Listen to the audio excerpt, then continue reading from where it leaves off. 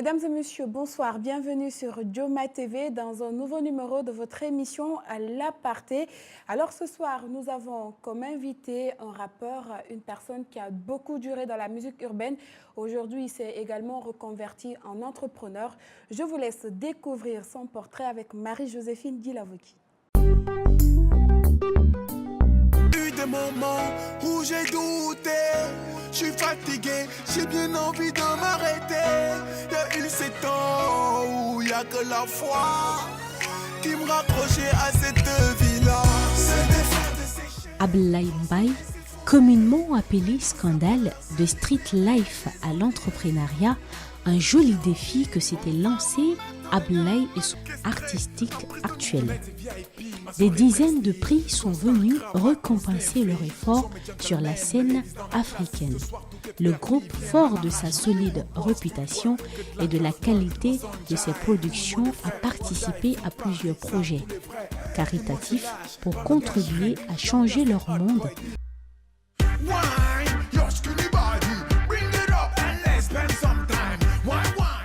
En plus d'organiser des festivals et de produire plusieurs artistes guinéens. Deji n'est pas le premier groupe de musique urbaine à Conakry, mais grâce à lui, le rap et ses rythmes corollaires forment maintenant une véritable industrie culturelle et artistique en Guinée. Deji, c'est aussi l'engagement social et humanitaire. Depuis plusieurs années, Ablaye, Moussa et leur frère Abdou distribuent du matériel didactique et médical en Guinée à travers leur association humanitaire 7e continent en collaboration avec l'association française Ouest Africa Solidarité.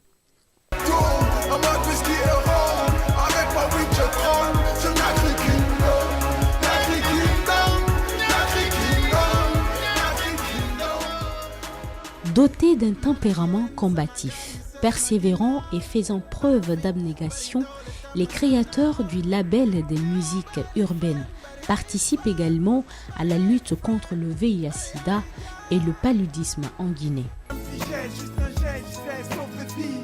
Le premier acte fort de lutte contre le virus Ebola a été posé et piloté par le groupe à travers le single « Un geste pour la vie ». Stoppons Ebola en réunissant toutes les générations et sensibilités artistiques guinéennes.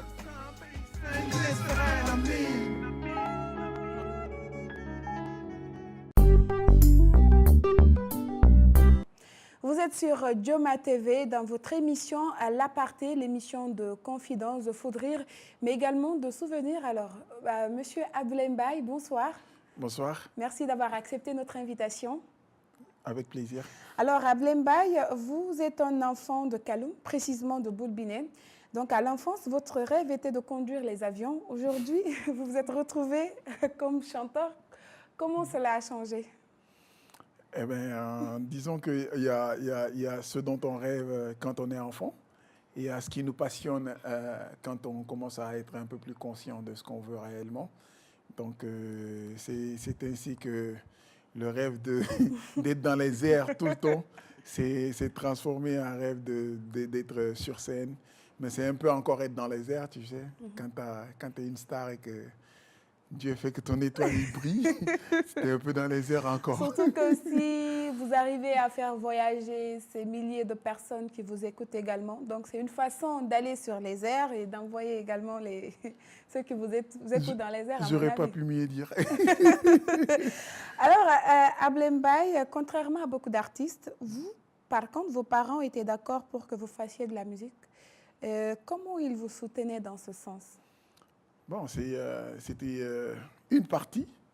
On avait le soutien de ma mère et elle a toujours été inconditionnelle pour soutenir ses enfants dans leurs entreprises, tout en vous disant que vous savez ce qui est bien, vous savez ce qui n'est pas bien, vous savez ce qui ferait que j'aurais honte dans ma famille. Et donc, faites le bon choix tout le temps, ne vous droguez pas, ne partez à l'école, c'était les mots d'ordre. Mais oui, il y a une autre partie de la famille qui n'était pas du tout d'accord, notamment mes oncles. Et donc, elle disait, vous voyez, ils ne sont pas d'accord, mais je vous soutiens quand même, tu vois. Parce qu'eux, ils se disaient que, comme tous parents à l'époque, ils ne connaissaient pas vraiment c'était quoi le rap, ils ne connaissaient pas le message qui était en tout cas derrière le rap africain. Fait qu'ils se disaient que c'est être délinquant, ça va être du banditisme, etc. Donc, L'image qu'ils avaient un peu des qu'ils avaient du rappeurs, du hip-hop et tout, ghetto, du tout ça. ghetto.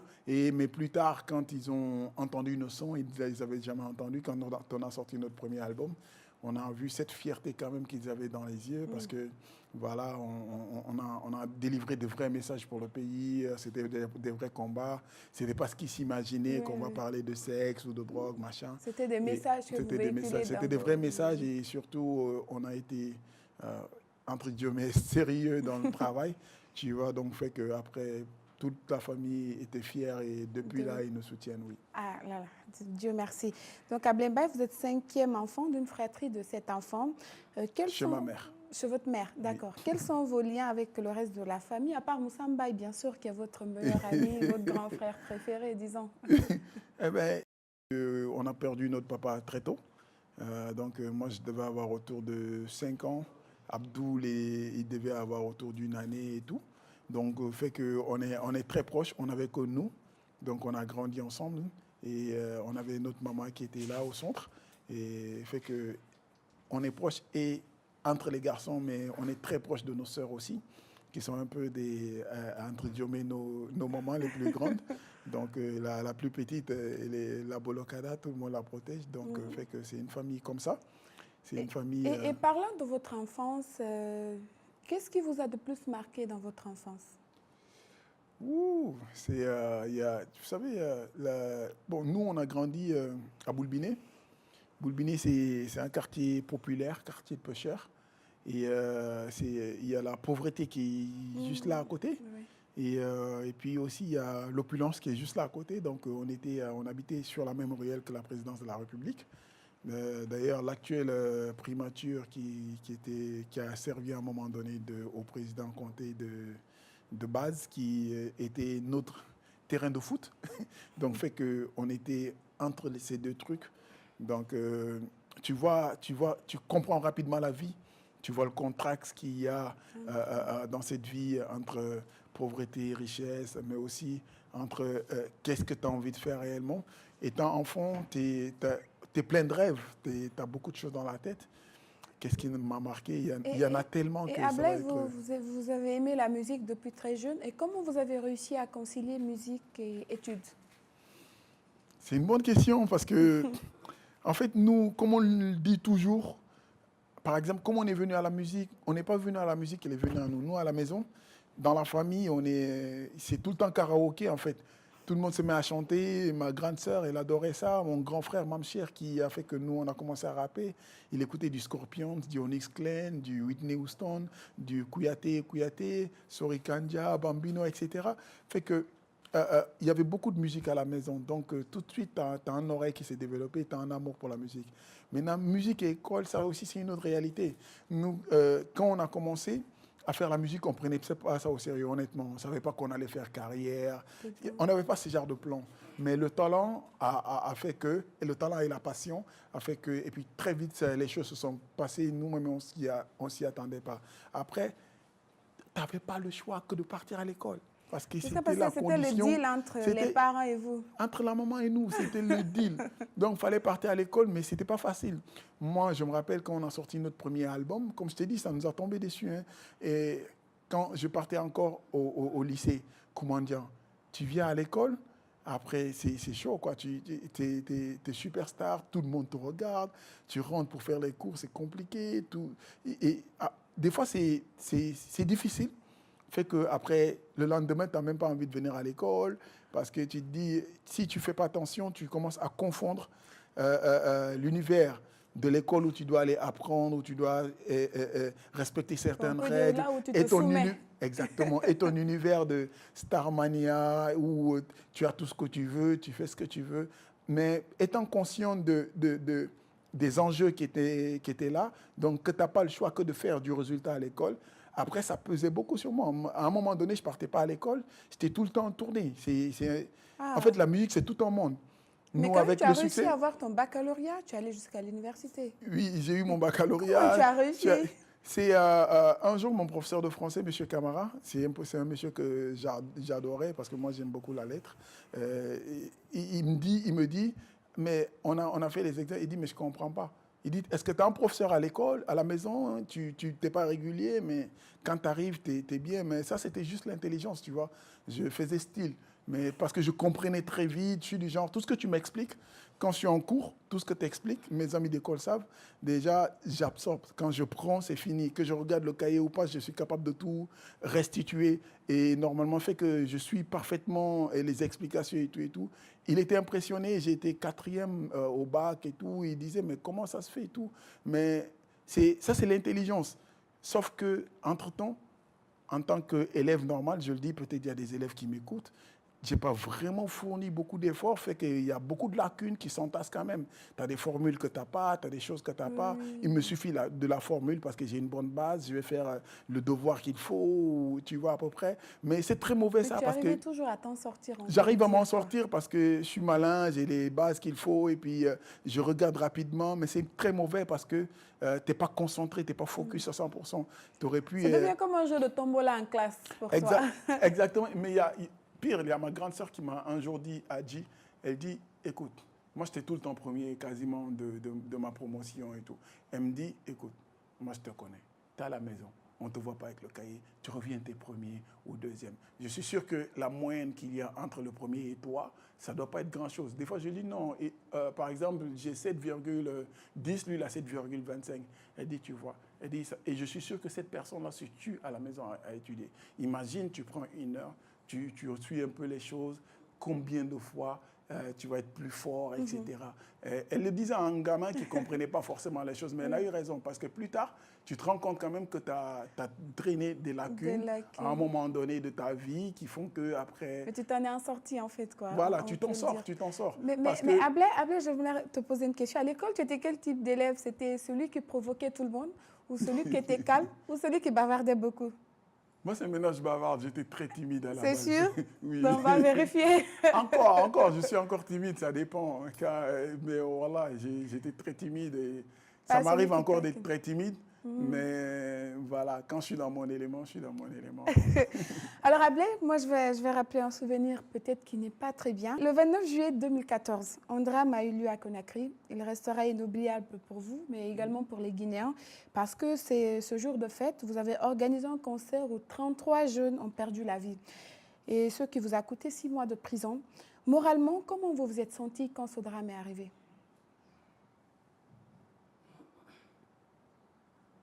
Eh ben, tout s'est effondré. Hein. Tout s'est effondré.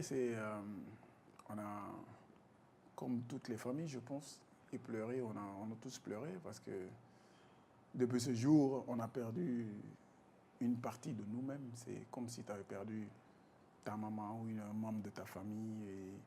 Donc, quand c'est arrivé, d'abord, on ne comprenait pas. Et puis, on a beaucoup pleuré, comme tout le monde.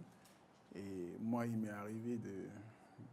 Comme je l'ai dit peut-être dans un des morceaux, il m'est arrivé de me dire que j'aurais aimé être à leur place, par exemple, si cela était possible, tu vois. Et c'était sincère et ça l'est encore d'ailleurs. C'est ça le pire. Et ça reste toujours dans vos têtes? C'est à vie, c'est indélébile. Comment vous avez réussi à vous relever après ça? Tu sais, la même année, pendant que... Oui, on va en venir.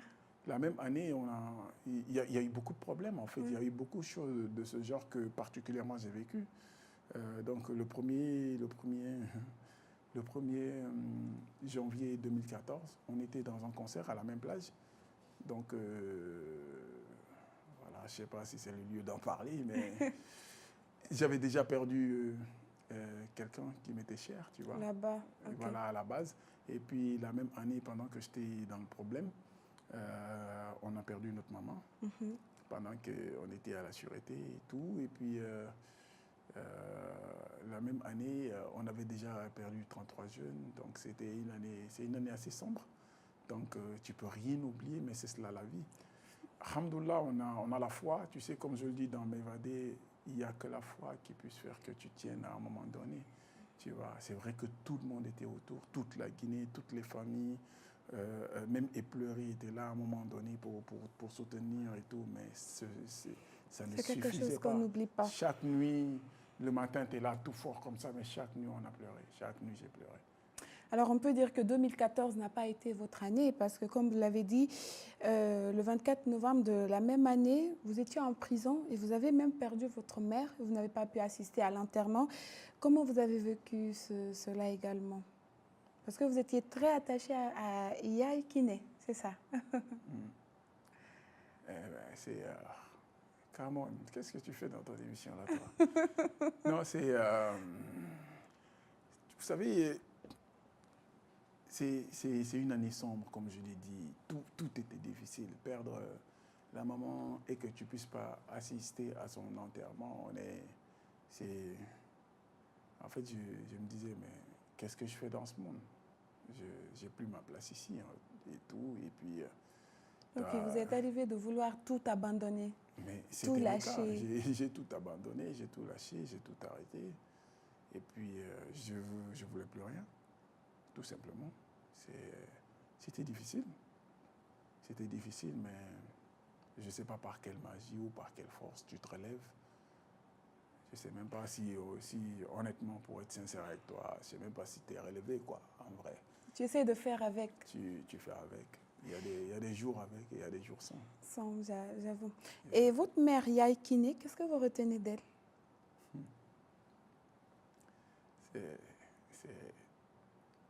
C'est l'exemple, c'est mon héros. Je sais que vous mettez les lunettes pour cacher le visage triste, mais on finira par découvrir.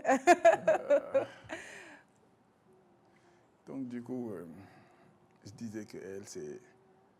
Pour moi, hein, je sais qu'on dit qu'il n'y a pas d'être humain parfait, mais pour moi, c'est la personne parfaite, tu vois. C'est celle qui est capable de prendre ta nourriture. Et puis, elle va donner à tous tes autres amis. Et puis, toi, tu vas arriver, tu n'as pas de quoi manger. Mais pourquoi non? Ça t'a mis non, Père Sarah. Et elle est comme ça avec tout le monde. Et il y a elle, c'est la personne parfaite pour moi. Elle est énorme, cette dame. Si je commence à parler d'elle, je ne vais jamais arrêter, tu vois. Elle est gentille, elle est rassembleur, elle est... Ma mère, elle faisait tout. Et puis, elle est... Écoutez, nous, on a perdu notre papa tôt. Et quand on a perdu notre papa, il y avait qu'elle. Mais honnêtement, même là où je suis comme ça, en tout cas à mon niveau, je n'ai pas ressenti l'absence d'un être aussi cher que le père dans ma vie. Tellement elle était au four et au moulin. Et tellement elle faisait tout pour que vous soyez heureux. Et elle était avec vous, avec vos amis et avec des inconnus. Avec tout le monde. Elle mettait tout le monde au même pied d'égalité, en fait. C'est cela l'éducation que nous, on a reçue. Chez nous, quand tu viens, tu ne peux pas faire la différence entre le domestique et les enfants. De toute façon, vous allez manger dans le même bol. Et Ablay, malgré que tu as eu le succès très tôt, parce que déjà en 9e, 10e année, tu commences à être sur scène, mais tu as quand même réussi à fonder une famille, à avoir une femme, à avoir un enfant. Comment tu as réussi à organiser tout cela? Ça, c'est l'exemple que... En fait, c'est comment tu grandis, tu sais. Si tu grandis dans une famille où il y a des valeurs, où la religion est importante, où le mariage est important, la famille, des enfants. Après, plus tard, tu t'identifies à ta famille, tu t'identifies à ton éducation. Et Dieu a fait que, oui, j'ai pu rencontrer une personne tôt. Et puis, Dieu a fait que c'est ma femme. Parce que, voilà, on se connaît très bien et tout. Et on s'aime il y a longtemps. Et après, Dieu nous a donné des enfants. Et Dieu nous a donné Alioune. Donc, c'est normal, je dirais. C'est une suite logique d'une vie de famille et d'une certaine éducation qu'on a reçue.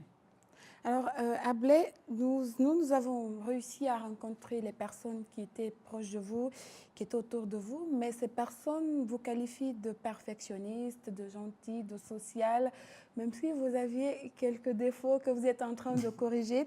Et ces personnes ont tenu à assister à cette émission. Ils vous ont fait des messages que vous allez suivre.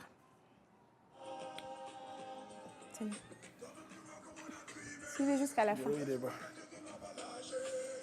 Musique, tout ce qui me fait rêver. Et tout ce que j'ai toi-même, tu sais, pas de hell. Well, c'est du big bang, real boom, rang. Pas à pas, on se bat comme des King Kong. Dans l'arène, on nous joue comme des big bang. The fully. Listen to me. Hold my feet, man. Hold my feet, hold my feet, hold my feet. I'm gonna listen to me. See to me, get me. Hold my feet. Et depuis qu'ils sont très jeunes, hein, je me rappelle la première fois que je l'ai approché, il était en train d'écrire un test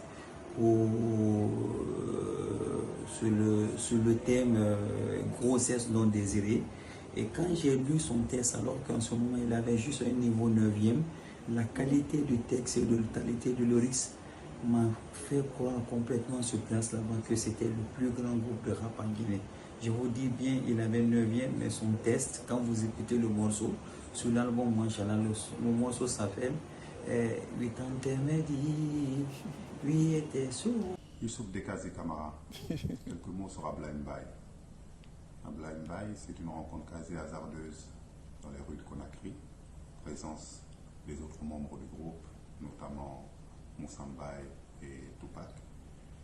C'était une époque où ils avaient énormément de choses à entreprendre et nous avons essayé de collaborer tant bien que mal. Ce que je retiens de lui, c'est un engagement total dans tout ce qu'il entreprend.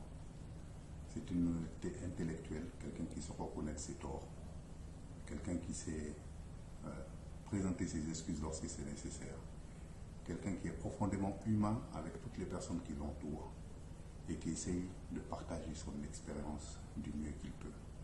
Bien évidemment, comme tout le monde, il y a quelques défauts. Mais je pense qu'il y travaille. Il travaille pour les autres au fur et à mesure. Donc moi...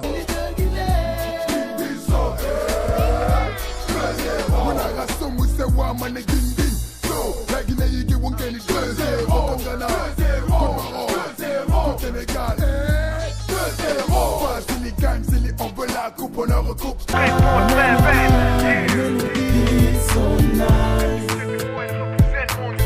Music my love, music my life. Mélodies, beat, bass, man de magie d'or. Je l'ai dans les veines, je crois elle m'amène. Elle me canalise quand je peine, elle me soigne. Ma petite canalise, y'a qu'elle qui m'a... Papa Ablay, si tu vois cette vidéo, c'est une fois de plus, j'aimerais souligner combien de fois tu es important pour nous, combien de fois on se sent en sécurité quand tu es là, combien de fois tu es un papa magnifique, un mari extraordinaire. Je te suis reconnaissante pour tout ce que tu apportes dans nos vies. On t'aime gros. On est super fiers de toi, de l'humain que tu es, au-delà de tout. Tu es une bénédiction dans notre vie. Les mots ne suffisent pas. On t'aime gros, papa. Je t'adore et je ressens que tu es le meilleur et tu es le très meilleur de la vie. Jamais je pourrai te le quitter parce que c'est mon meilleur papa. Qu'on a crié encore, ma Guinée vaut de l'or. On vire à tribord, ladies à bâbord. Un teuf c'est hot track délicieuse, elle dévore. Avec une bête de tarte chaque soir tu enjoy. Ben, ganja, biscuit, coca, cigare, check-up, money, check-up, chilling, top, feeling, sex, money, Benz, roll, top. Voilà, donc c'était la surprise qu'on avait gardée pour vous, avec la participation de Alioum, pour une fois qui a pu garder le secret aussi. Oui. Comment vous avez... Waouh. C'est cela, l'aparté. Alors, comme vous le voyez, nous sommes avec Monsieur Ablay Mbaye dans votre émission La Partie. À présent, nous allons avec la rubrique J'avoue tout. Vous êtes sur Joma TV, canal 244, dans votre émission La Partie avec invité Monsieur Ablay Mbaye, chanteur, rappeur, également entrepreneur. Alors, Monsieur Ablay Mbaye, vous allez piocher 5 questions ici. Vous allez lire à haute voix. Maintenant? Bien sûr. Et puis répondre. 5 questions, on peut partir une à une. Ok. Donc, ça dit, si vous avez la possibilité de dîner avec un personnage historique, qui choisirez-vous? Et avec quelle célébrité encore en vie de nos jours? Pour la première partie de cette question, comme je le disais tantôt, c'est... moi, mon héros, ça a toujours été ma mère. Ok. Si cela a été possible, c'est même pour le temps d'un dîner, ça aurait été juste Elle. ouais, histoire de lui dire au revoir et tout, vu que cela n'a pas été possible pour beaucoup de choses. Et sur l'aspect, sur la deuxième question, une célébrité en vie, bon, je ne sais pas trop. Honnêtement, je ne sais pas trop. Ok, on va avec la deuxième question. Yes. La deuxième. Quelle est votre série télé préférée? Quel est votre film préféré?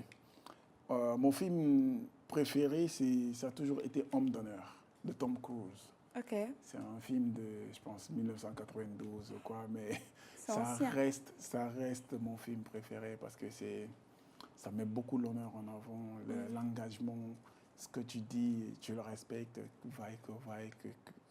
c'est Homme d'honneur. Si vous pouvez le voir, il faut le voir, c'est énorme. Pas de problème. Donc, ma série préférée, bon, il y a une qui a déclassé une autre, sinon il y en a deux. Aujourd'hui, c'est Game of Thrones. Ok. Game of Thrones, c'est pareil, il y a beaucoup d'honneur après.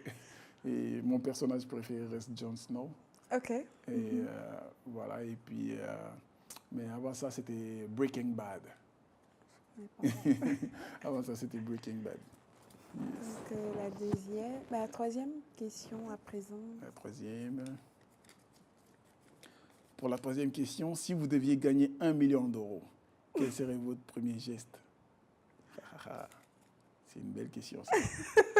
si je gagne 1 million d'euros, mon premier geste aujourd'hui, c'est de mettre en place un projet qui me tient beaucoup à cœur. Ça s'appelle éducation. Okay. Donc, c'est de faire des écoles, écoles régulières, dans des lieux les plus reculés où des gens ne peuvent pas avoir accès forcément à l'éducation, où ils ont accès, mais c'est très loin, où le système éducatif, tout simplement, n'est pas très... ça, où il n'y a pas forcément la qualité qu'il faut. Okay. C'est aller sur ce truc-là.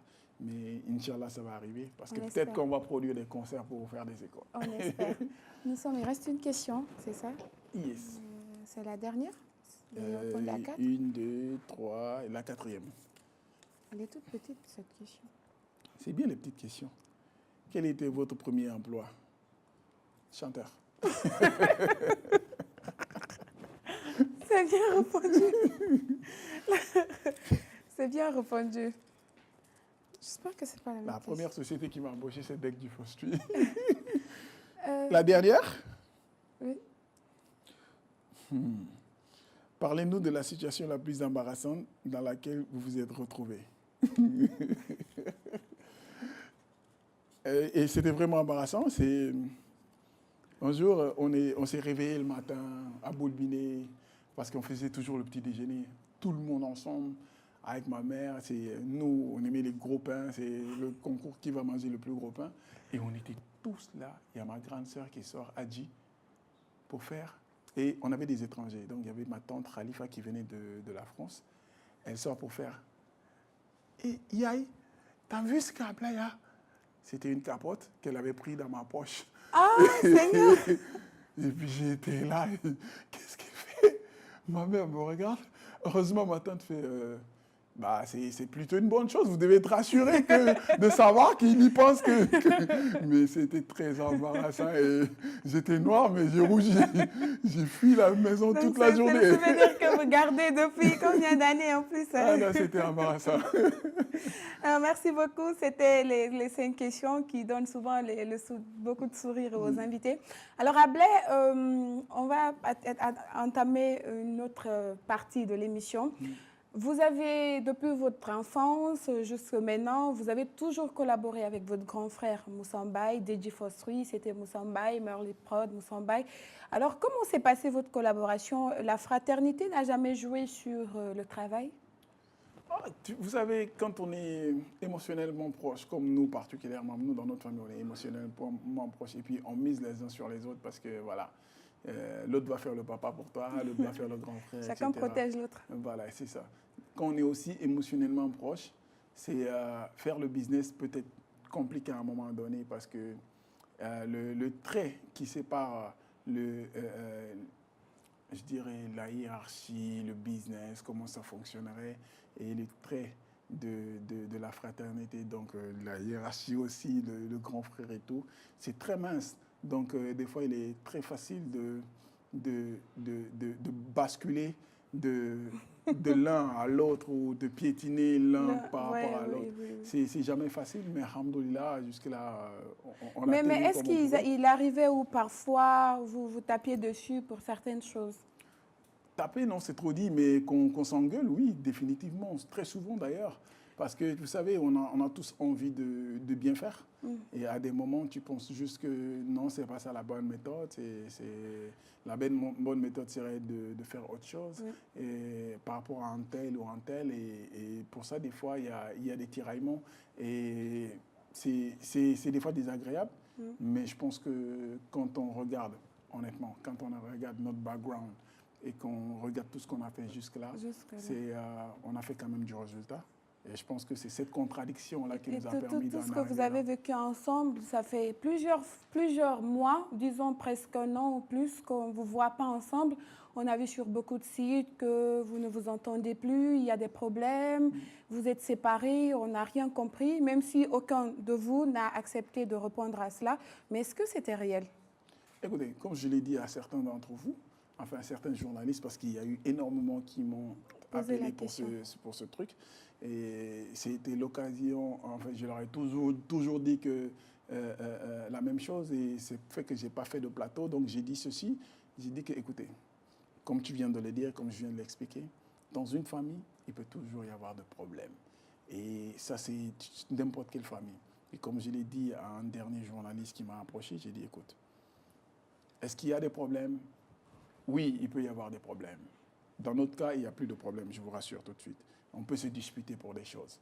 Mais maintenant, est-ce que quand on se dispute pour des choses, est-ce qu'on va le résoudre? Oui, on va le résoudre, mais on le résoudra sur aucun plateau TV. Parce que toi, aujourd'hui, tu as une maman, je pense. Oui. Tu as des frères et sœurs? Alhamdoulilah. Si tu as des problèmes avec tes frères et sœurs, est-ce que ta maman va aimer que tu viennes régler ça sur un plateau de Joma? Non. C'est aussi simple que cela. Nous, on n'est pas juste un groupe de musique, ou on n'est pas juste des entrepreneurs, on est une famille. Et la famille passe avant tout. Et Ablaye, Moussa a été là pour toi. Tu as été là pour lui. Si Moussa était en face de toi, qu'est-ce que tu allais lui dire? Moussa, c'est... en fait, il faut que je vous le dise aussi. Moussa, c'est mon grand frère. Mais c'est comme mon jumeau, tu vois. Quand lui sortait jouer avec ses amis, sont mes amis un peu. Tu vois, et vice-versa. On a fait tellement de choses ensemble.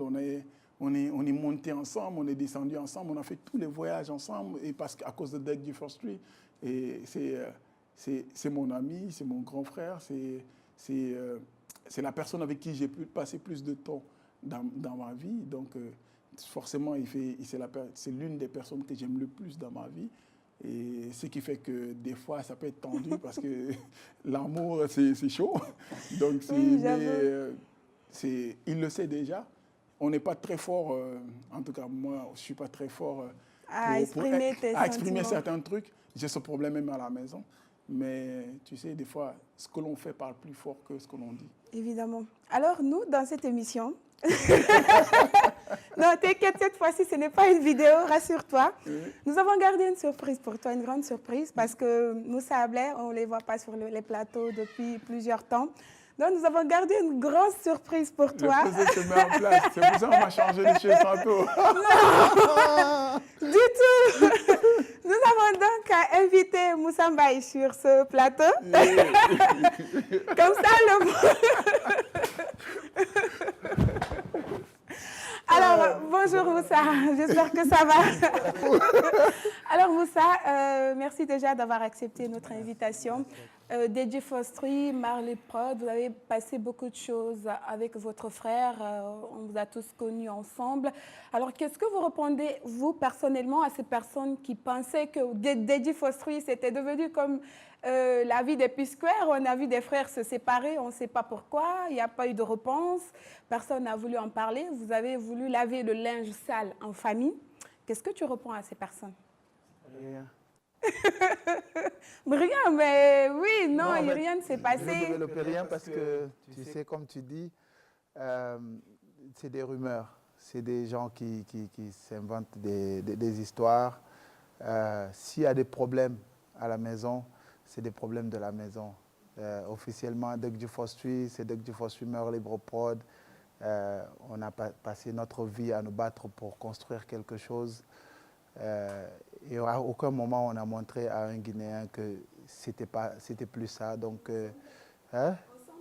Non. C'est parce qu'on ne vous voyait plus ensemble. Oui, parce que je ne suis pas là. Mais si, même quand vous étiez là, les concerts, c'était toujours tout Moussa ou soit Ablay à part, on sentait, bien sûr. Écoute, comme je l'ai dit, je vais le dire en bon sous-sous, même, bon, des problèmes, il peut y en avoir, supposons. Mais s'il y en a, on le réglera en famille, parce que ça, c'est la famille, ça ne concerne personne. Ce n'est le problème de personne. Et comme on le dit, nous, on est très, très proches. On n'avait que nous quand on grandissait. Donc, fait que ça ne compte pas, ça n'existe pas. Il y a ce que les gens peuvent interpréter, parce que ça, c'est le lieu de le dire. On a, et comme le dirait un grand journaliste, Lamine Girassi, il y a les mal-aimés. Donc, du coup, les gens, ils aiment aller sur les sensations fortes, ils aiment aller sur le fait qu'il faut interpréter toutes choses. Les gens aiment aller, aussi, tu as des détracteurs qui aiment mettre le feu là où ça n'existe pas. Et raison pour laquelle les gens sont étonnés pourquoi on ne parle pas, mais on ne parle pas parce qu'il n'y a rien à dire en fait, sur ça. Donc, tu laisses les gens dire ce qu'ils veulent et puis les gens spéculent et puis après... ils verront ce qu'ils verront et puis point final. Alors, DJ Fostri, ça continue toujours. Quels sont les projets futurs? Donc, je pose d'abord la question au grand frère. Depuis quasiment 7-8 mois, on essaie de faire un clip. À cause de Covid, c'était compliqué, mais bon, il y a des choses en cours. Donc, ce qui veut dire DJ Fostri, c'est éternel? Oh là là. Nul n'est éternel. Ça ne s'arrête pas. Ça ne s'arrêtera pas, en tout cas, tant que vous vivez, vous les deux. Ah. Non, écoute, DJ Fostri, c'est plus nous deux, ça on l'a déjà dit. DJ Fostri, c'est devenu un patrimoine. Il y a quelqu'un qui me disait que vous êtes les seuls groupes qui existent encore et depuis le temps. Et que ça, il faut continuer à préserver cela. Et puis, oui, ça veut dire que d'être du Fostri, en tant que faire se peut, en tant que c'est possible, en tant qu'on n'est pas fatigué de ça, en tant qu'on a envie encore, c'est si important. En tant qu'on en a envie encore, on va faire des scènes, on va faire des choses, on va faire des clips. Peut-être, je sais qu'avec l'âge, à un moment donné, tu n'as plus envie de te retrouver tout le temps en studio ou faire des albums, mais peut-être, qui sait, peut-être un dernier, 2, 3, je ne sais pas. Mais pour répondre à ta question, DJ Fostri, c'est une œuvre. Et une œuvre ne meurt pas. Ça reste là. Ne serait-ce que quand tu vas aller en 2001, tu vas prendre Je veux ton amour et tout.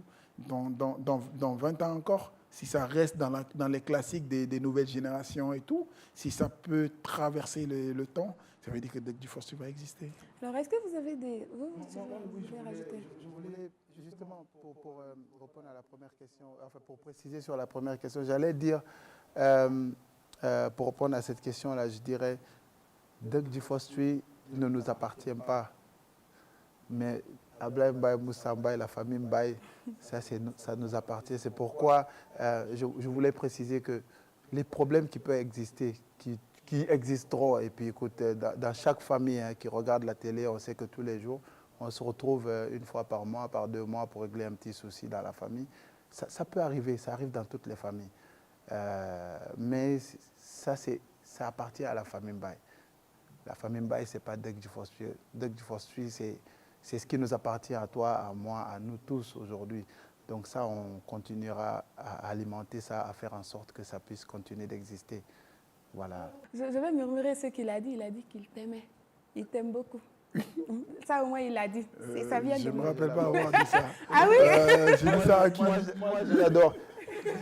Mon premier garçon porte le nom de Ablaye, pas de mon père. Donc, Alors, avant de terminer l'émission, est-ce que vous avez des anecdotes dont vous vous rappelez? Des anecdotes qui vous concernent? il y en a plein. Hein. Parce que en fait, avec les vidéos que tu m'as fait voir, l'autre il parlait du morceau Il tentait Mehdi. Et je me rappelle quand on écrivait ce morceau-là, et on devait participer, on avait 24 heures pour écrire un nouveau morceau sur le thème, pour participer à un concours que Karim Tosh avait, qui était journaliste d'ailleurs, organisé à l'époque, Rapoussin. Donc moi j'étais là tout content en train d'écrire mon lyrique, l'inspiration était là.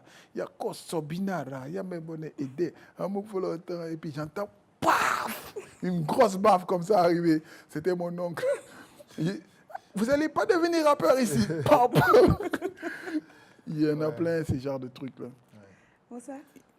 Ben moi, quoi d'autre? Enfin, je ne veux pas revenir sur le sujet, mais c'est ce qui me vient en premier.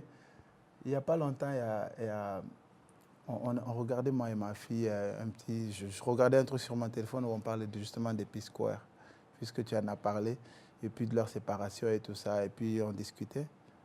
Il y a ma fille de 8 ans qui est venue me dire, mais papa, toi, tu ne feras jamais ça, n'est-ce pas? Oh là là. Parce que toi, tu adores tonton Ablaye. Oh là là. Tu comprends? Donc, c'est pour vous dire que c'est une petite anecdote, mais donc il y a des choses qui sont tellement beaucoup plus importantes pour nous que nos petites querelles, les petites différences qui peuvent exister, tu vois. C'est tellement plus loin que ça, que quand on entend les gens parler, quand on voit les gens essayer d'alimenter ça d'une certaine façon, on sait d'où l'on vient de très loin. C'est juste incroyable. Ça, c'est pas musique, hein, je ne parle pas de la carrière de Deg Dufossuy là. On sait carrément d'où l'on vient, on sait qui on est, on sait quelle éducation on a reçue. Ça, et pour dire ce qu'il dit, c'est la chose qui peut le plus choquer. Nous, on a tout vu, on a tout entendu, et on va continuer à en voir.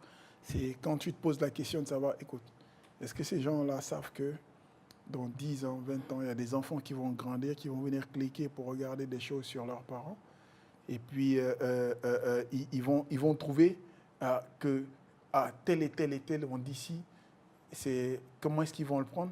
Ça, c'est des genres de questions que je me pose quand un journaliste m'appelle, parce que tu as envie d'alimenter une émission à buzz. C'est du contenu, on sait, c'est notre métier.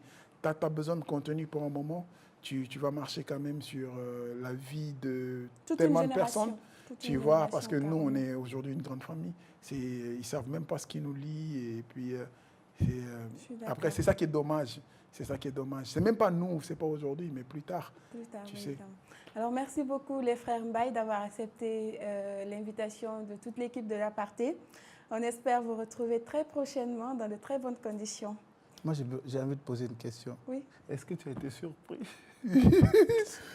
Surpris de ton bon nom. Hier, j'étais vu. Donc, parce que la surprise, là... Surpris pour l'émission un peu quand même, parce que je ne m'y attendais pas, mais c'était magnifique la vidéo. C'est de la petite Qu'est-ce que j'ai raté? Ah, c'est... Le café. Il faut suivre l'émission. Il y a eu plein de témoignages, il y a des petits trucs qui étaient très sympas. Félicitations, tu as réussi à montrer ma femme. Merci. Personne n'a connu. C'est bien ça. Merci. Alors, voilà, c'est la fin de cette émission. Vous l'avez constaté, nous étions avec les frères Mbaye. Merci à toute l'équipe de la réalisation, l'équipe technique de m'avoir accompagné pour la production de cette émission. Vous pouvez suivre la rediffusion sur notre page YouTube et vous abonner également sur notre page Facebook, l'Aparté-Joma TV. On espère vous retrouver très bientôt avec un nouveau invité.